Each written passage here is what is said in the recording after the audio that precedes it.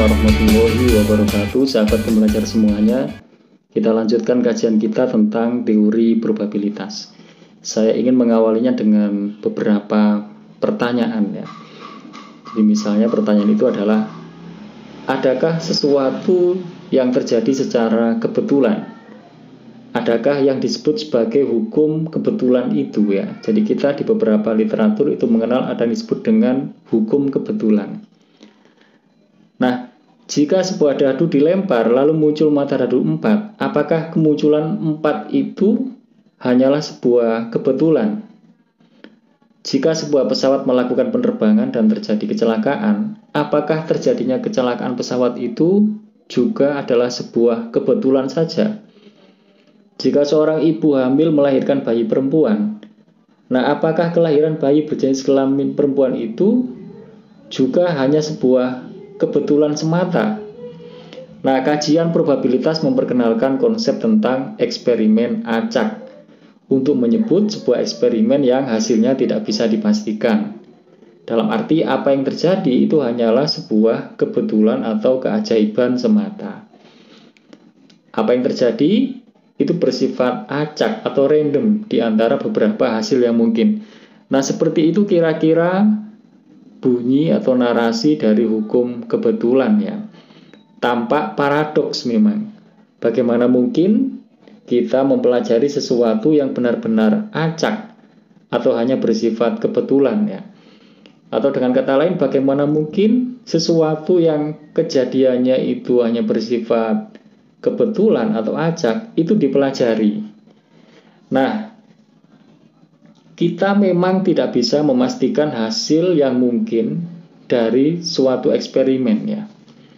Jadi kita memang nggak bisa memastikan hasil dari suatu percobaan atau eksperimen. Tetapi kita bisa mengenali hasil-hasil yang mungkin. Jadi kita bisa menyebutkan hasil-hasil yang mungkin ya. Dan juga memperkirakan probabilitasnya berdasarkan kondisi-kondisi yang bisa diamati. Jika sebuah dadu dilempar, memang kita tidak bisa memastikan mata dadu berapa yang muncul, tetapi kita bisa mengenali keseluruhan hasilnya yang mungkin, yaitu 1, 2, atau 3, atau 4, atau 5, atau 6, hanya itu, karena dadunya hanya bersisi 6. Dan kita juga bisa memperkirakan probabilitas kemunculan setiap mata dadu itu dengan melihat kondisi dadunya ya. Jadi kalau dadunya itu berbentuk kubus ya, jadi setiap sisinya itu sama, maka perkiraan probabilitas kemunculan setiap sisinya adalah sama ya. Tapi kalau kondisi dadunya itu bukan berbentuk kubus, jadi setiap sisinya bisa berbeda, misalnya berbentuk seperti balok ya, maka tidak semua sisinya itu memiliki kesempatan yang sama. Nah, jika seorang ibu hamil akan menjalani proses melahirkan, kita memang tidak bisa memastikan bagaimana keselamatannya. Tetapi kita bisa menyebutkan hasil-hasilnya yang mungkin, yaitu selamat dan tidak selamat. Jadi ada dua hasil yang mungkin ya. Jadi kita bisa menyebutkan kemungkinan-kemungkinannya. Jika sepanjang proses kehamilan kondisi sang ibu itu sehat, jadi selama proses kehamilannya itu dalam kondisi sehat ya, maka perkiraan probabilitas kejadian lahir dengan selamat itu lebih besar daripada probabilitas kejadian lahir tidak selamat. Nah, himpunan keseluruhan hasil-hasil yang mungkin itu biasa disebut sebagai ruang sampel ya. Nah, kita hanya bisa membuat perkiraan atau estimasi tentang probabilitas. Kita tidak bisa memastikan hasil dari suatu usaha atau eksperimen sebelum itu benar-benar sudah terjadi. Dan di atas segalanya kita meyakini bahwa tidak ada sesuatu yang terjadi secara kebetulan. Bahkan nyamuk yang melintas di sekitar cicak dan kemudian termakan, maka kejadian itu bukanlah sebuah kebetulan. Ya, dalam arti kita tidak meyakini sepenuhnya tentang adanya hukum kebetulan itu ya, sebagaimana diperkenalkan oleh para ilmuwan pendahulu ya. Jadi kita sebagai seorang muslim meyakini bahwa tidak ada sesuatu yang terjadi itu secara kebetulan ya. Nah, jadi seorang ibu hamil pasti berusaha menjaga kehamilannya. Itu yang bisa dilakukan oleh kita, oleh seorang ibu itu ya, dengan menjaga pola dan gizi makannya, aktivitasnya dan sebagainya. Karena dia yakin bahwa kondisi itu bisa memperbesar probabilitas keselamatan kelahirannya nanti. Ya, jadi seorang ibu ini memang dia tidak bisa memastikan keselamatannya, tapi dia bisa melakukan usaha-usaha untuk memperbesar probabilitas kejadian selamat ya. Nah, mungkin sekarang sudah mulai jelas ya untuk apa probabilitas itu dipelajari. Di Indonesia, juga di beberapa negara lain seperti Malaysia, Singapura, Jepang, Australia, dan Inggris, itu berlaku peraturan berjalan di jalur kiri ya. Dari dan menuju ke arah manapun, pejalan kaki atau pengendara harus mengambil jalur sebelah kiri ya. Dengan aturan itu, maka lalu lintas menjadi tertib. Pejalan dari arah yang berbeda tidak akan bertabrakan. Perusahaan yang memproduksi mobil juga menyesuaikan jika akan menjualnya ke negara-negara ini, maka posisi setir itu diletakkan sebelah kanan ya.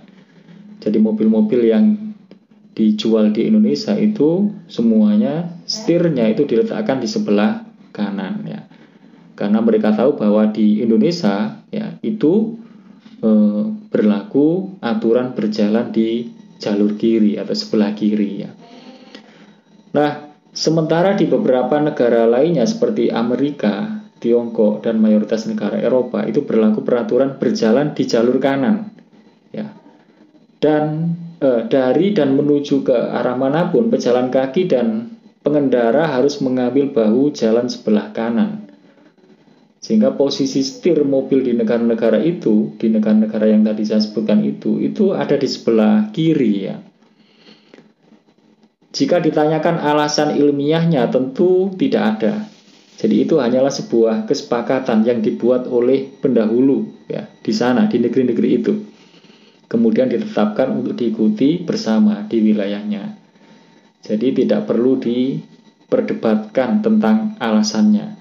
Jadi kenapa di Indonesia kok berlaku aturan berjalan sebelah kiri, kenapa kiri kok tidak kanan, itu tidak perlu diminta penjelasannya. Itu hanya sebuah kesepakatan ya. Begitulah kehidupan bersama, banyak sekali kesepakatan yang perlu dibuat, diakui dan diikuti. Kesepakatan itu ada dalam kehidupan berkeluarga, bermasyarakat, berorganisasi, berlembaga, berbangsa, dan bernegara. Jadi kesepakatan itu dibuat untuk kehidupan bersama yang tertib, lancar, selamat, dan bahagia. Bayangkan jika di Indonesia kita mengemudikan mobil berkecepatan tinggi di jalur sebelah kanan, jadi melanggar kesepakatan itu misalnya, maka tidak hanya kita yang terancam keselamatannya, tapi juga bisa mencelakakan banyak pengendara lain dari arah berlawanan yang taat dengan kesepakatan itu. Pelajaran pertama dari matematika adalah pelajaran tentang kesepakatan ya. Jadi pembelajar diajak untuk bersepakat tentang simbol-simbol yang akan digunakan sebagai alat komunikasi universal. Jadi simbol-simbol itu disepakati untuk melambangkan konsep-konsep, operasi-operasi, dan hubungan-hubungan. Sebagai ilustrasi saja ini, jika misalnya saya bertemu dengan seorang berkebangsaan Arab, lalu saya bertanya pada mereka yang dari bangsa Arab itu menggunakan bahasa Jawa misalnya, 5 tambah telu ono piro. Besar kemungkinan orang Arab tersebut tidak mengerti apa yang saya katakan. Tetapi jika saya menulis angka 5 terus ditambah angka 3 sama dengan terus titik-titik, lalu menunjukkan padanya, maka besar kemungkinan orang Arab tersebut akan menulis 8 di atas tanda titik-titik tadi itu. Mengapa? Karena orang Arab tersebut mengerti bahwa angka 5 ini adalah simbol yang disepakati untuk melambangkan bilangan 5. Dan yang ini, plus ini adalah simbol yang disepakati untuk melambangkan operasi penjumlahan. Dan angka 3 ini adalah simbol yang disepakati untuk melambangkan bilangan 3. Lalu sama dengan ini adalah simbol yang disepakati untuk melambangkan persamaan, ya. Dan titik-titik dalam konteks persamaan adalah simbol yang disepakati untuk melambangkan bagian yang perlu diisi agar membentuk persamaan. Nah, jika orang Arab tersebut mengerti konsep bilangan dan juga mengerti konsep tentang operasi penjumlahan, maka dia pasti akan menulis 8. Nah, Anda boleh saja tidak ikut dalam kesepakatan yang universal tersebut, ya. Jadi misalnya dengan menggunakan simbol-simbol yang berbeda, misalnya tanda pagar untuk melambangkan operasi penjumlahan. Tetapi orang lain tidak akan langsung mengerti jika simbol-simbol baru itu tidak Anda jelaskan. Kecuali jika simbol-simbol itu hanya untuk Anda sendiri. Jadi ibaratnya jika Anda punya jalan sendiri, punya jalan, bukan jalan umum, ya, maka Anda bebas berjalan di jalur manapun. Tidak harus di jalur kiri atau harus di jalur kanan. Nah, sekali lagi, ini adalah pelajaran matematika pertama. Kita diajarkan bagaimana hidup dengan kesepakatan bersama. Bahwa ada hal-hal yang tidak perlu diperdebatkan. Bahwa hidup bersama itu perlu adanya kesepakatan-kesepakatan untuk memperlancar komunikasi, ketertiban, keselamatan, dan juga kebahagiaan. Nah, kajian tentang teori peluang juga diawali dengan kesepakatan-kesepakatan. Mulai dari kesepakatan notasi-notasi yang digunakan, kesepakatan tentang asumsi-asumsi, dan juga kesepakatan tentang pernyataan-pernyataan pangkal yang akan dipegangi bersama tanpa harus dibuktikan kebenarannya. Juga tidak perlu diperdebatkan alasannya. Jadi pernyataan pangkal yang demikian itu disebut sebagai aksioma, ya. Nah, berangkat dari aksioma-aksioma yang dibangun itulah kemudian nanti melalui penalaran logis kemudian dihasilkan proposisi-proposisi baru yang kebenarannya harus bisa ditunjukkan. Nah, proposisi-proposisi baru yang diturunkan dari aksioma-aksioma itu biasa disebut sebagai teorema. Nah, asumsi yang pertama dibangun adalah bahwa untuk setiap kejadian E dalam ruang sampel S itu terdapat nilai PE, P dalam kurung E, yang menyatakan besaran probabilitas kejadian E, ya. Jadi perhatikan, ini adalah notasi-notasi yang disepakati, ya. Jadi untuk menyatakan suatu kejadian itu dilambangkan dengan huruf kapital, ya. Kalau E besar, A besar, B besar.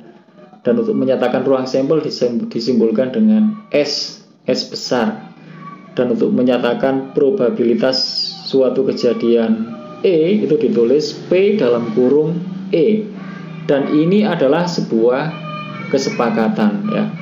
Jadi ini adalah notasi yang disepakati secara universal. Ini berlaku dan diketahui, diikuti oleh orang dimanapun di dunia, sehingga notasi ini sudah tidak perlu dijelaskan, ya. Ini sudah universal, ya, sudah dimengerti, ya. Ini sebuah kesepakatan, ya. Nah, selanjutnya diasumsikan bahwa probabilitas tersebut memenuhi seperangkat aksioma tertentu, ya, yang harus disepakati dalam setiap pembicaraan probabilitas. Aksioma-aksioma yang dimaksud itu ada 3, ya, 3 aksioma dasar, ya. Jadi ada 3 aksioma dasar yang mengawali pembicaraan tentang probabilitas. Nah, aksioma yang pertama, ya, kesepakatan yang pertama itu bahwa probabilitas suatu kejadian itu nilainya itu hanya pada rentang 0 sampai 1. dan jangan bertanya mengapa. Ini hanya sebuah kesepakatan. Jadi bisa saja sebenarnya bukan dari 0 sampai 1, mungkin dari 1 sampai 9 atau 7 sampai 13 ya. Tapi ini disepakati dari 0 sampai 1 saja ya. Sehingga pembicaraan-pembicaraan berikutnya itu tidak keluar dari kesepakatan ini. Sudah disepakati bahwa suatu probabilitas itu nilainya itu hanya pada rentang 0 sampai 1. Jadi tidak mungkin nanti ditemukan probabilitas suatu kejadian itu nilainya lebih dari 1 atau kurang dari 0. Dan ini hanya sebuah kesepakatan. Nah, kesepakatan yang kedua, aksioma yang kedua itu berbunyi bahwa probabilitas dari suatu ruang sampel itu sama dengan 1 ya. Jadi kalau kita menyebut semua titik-titik dalam ruang sampel itu ya, jadi maka probabilitas dari ruang sampel tersebut adalah sama dengan 1 ya. Karena kita sudah menyebut keseluruhan hasil-hasil yang mungkin ya. Pokoknya bayi yang dilahirkan nanti kalau nggak laki-laki ya perempuan, ya jelas, pasti itu ya, 1 probabilitasnya. Suatu pesawat akan terbang, pokoknya nanti kalau nggak selamat ya mungkin celaka, ya pasti itu 1, suatu kepastian, karena hasil-hasil yang mungkin hanya ada 2 kemungkinan itu ya. Sebuah dadu dilempar, pokoknya yang keluar kalau nggak 1 ya 2 atau 3 atau 4 atau 5 atau 6, ya pasti jelas itu, karena itu sudah keseluruhan hasil-hasil yang mungkin disebutkan semuanya, maka probabilitasnya sama dengan 1 ya. Itu kesepakatan yang kedua. Nah, aksioma yang ketiga itu berbunyi untuk sederetan kejadian yang saling bebas. Jadi kalau ada beberapa kejadian yang saling bebas, sebut saja beberapa kejadian itu adalah E1, E2, dan seterusnya, yang berarti bahwa E1 diiris E2 diiris E3, jadi irisannya itu adalah himpunan kosong. Jadi yang menunjukkan bahwa antar kejadian itu saling bebas ya, tidak ada irisannya. Jadi satu sama lain itu irisannya adalah himpunan kosong ya. Maka berlaku probabilitas dari gabungan kejadian-kejadian itu adalah sama dengan deret penjumlahan dari probabilitas masing-masing kejadian itu ya. Jadi kalau ada 2 buah kejadian yang saling bebas, sebut saja E1 dan E2, maka probabilitas E1 gabungan E2 digabung itu sama dengan probabilitas E1 ditambah probabilitas E2. Nah, begitu saja kalau dikembangkan, kalau ada E1, E2, dan E3 yang masing-masing saling bebas, maka probabilitas gabungannya, gabungan dari ketiganya itu sama dengan probabilitas kejadian E1 ditambah probabilitas kejadian E2 ditambah probabilitas kejadian E3. Nah, ini adalah aksioma yang ketiga ya. Aksioma yang ketiga. Jadi ini sudah disepakati kebenarannya, tidak perlu dibuktikan ya. Jadi tidak perlu ditunjukkan kebenarannya, ini sudah disepakati kebenarannya. Nah, 3 pernyataan pangkal inilah yang nanti akan melandasi lahirnya teorema-teorema probabilitas. Jadi dari aksioma-aksioma ini nanti melalui sebuah penalaran logis akan menurunkan atau melahirkan pernyataan-pernyataan baru ya. Jadi dikembangkan menghasilkan sebuah proposisi-proposisi baru atau menghasilkan sebuah teorema-teorema yang nanti perlu dibuktikan kebenarannya. Jadi nanti pernyataan baru yang diturunkan dari sini itu perlu dibuktikan bahwa mereka itu konsisten dengan pernyataan pangkalnya. Atau dengan kata lain, membuktikan sebuah teorema itu atau proposisi baru yang lahir dari pernyataan pangkal ini atau aksioma ini itu bahannya atau dasarnya tidak lain adalah pernyataan yang mengawalinya, ya, yaitu aksioma-aksioma ini.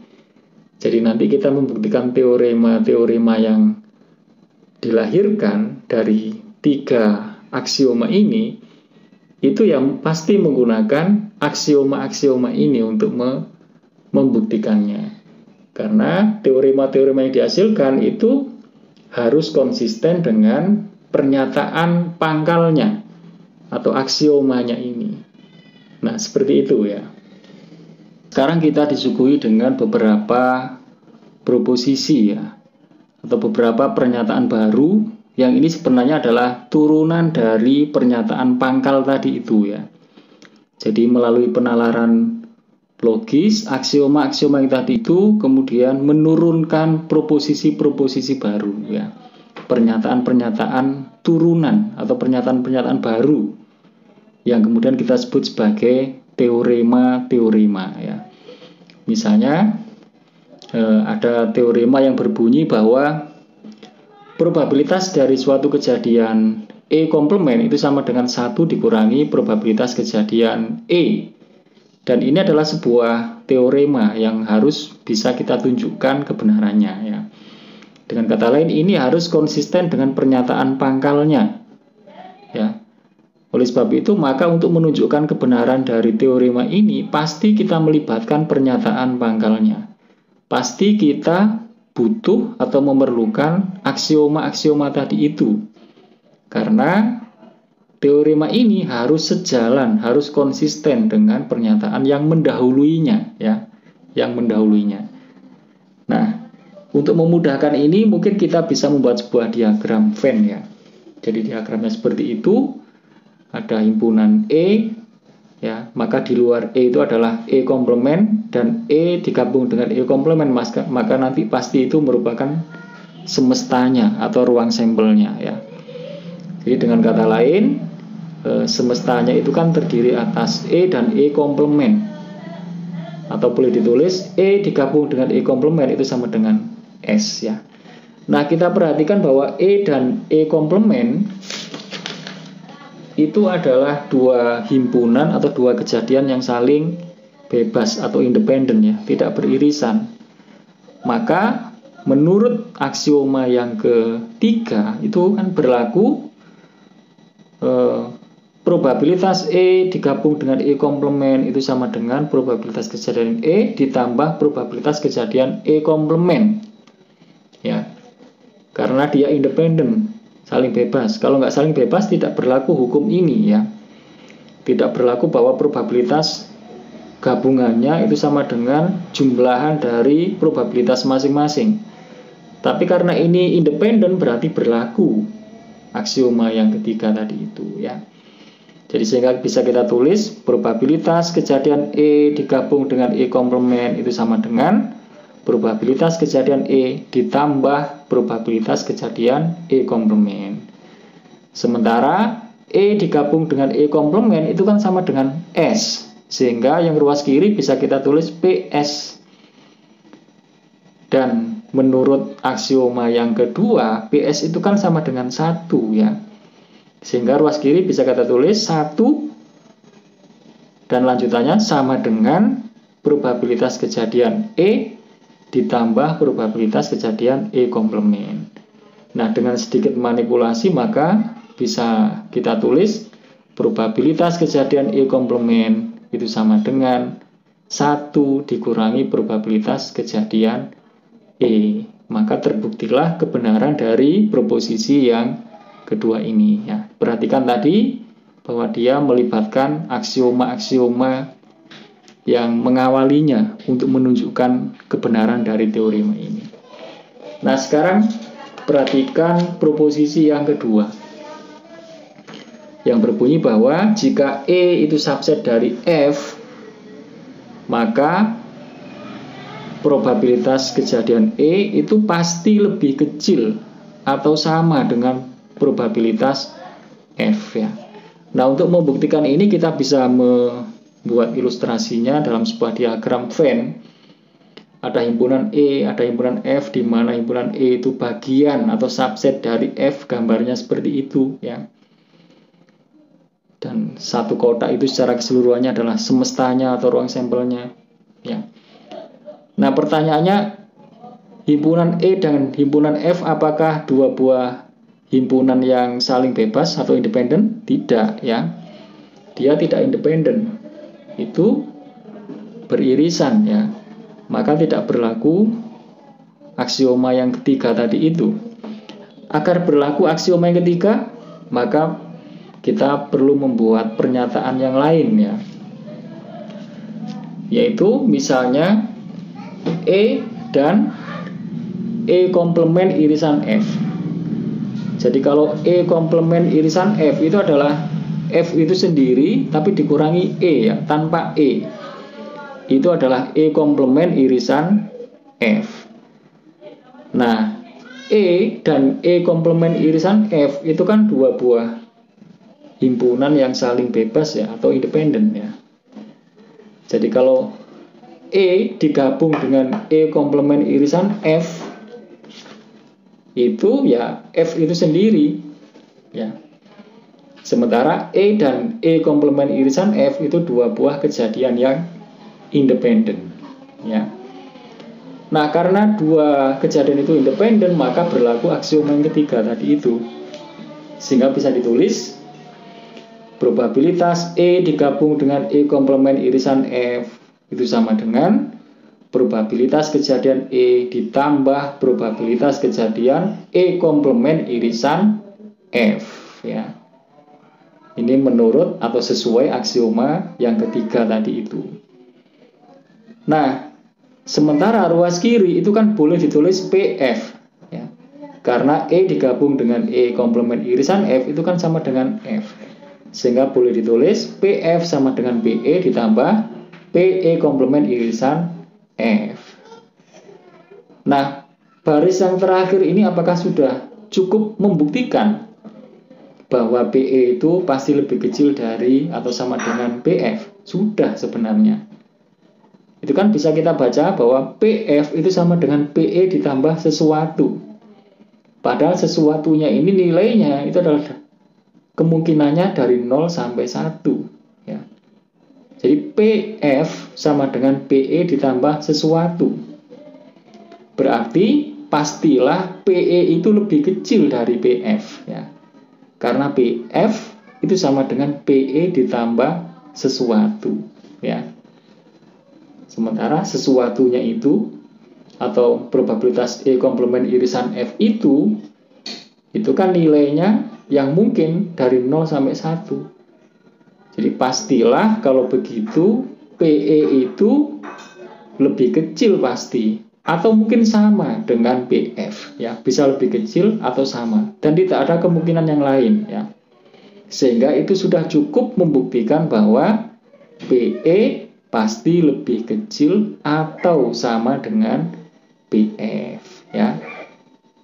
Jadi seperti itulah kira-kira gambaran bagaimana kita melakukan sebuah pembuktian ya.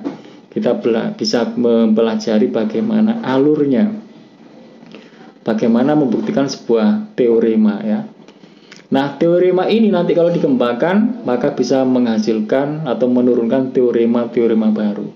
Singkatnya, membuktikan sebuah pernyataan baru itu dasarnya atau yang bisa dijadikan sebagai acuan itu atau landasan itu adalah pernyataan-pernyataan yang mendahuluinya, yang sudah ditunjukkan kebenarannya ya.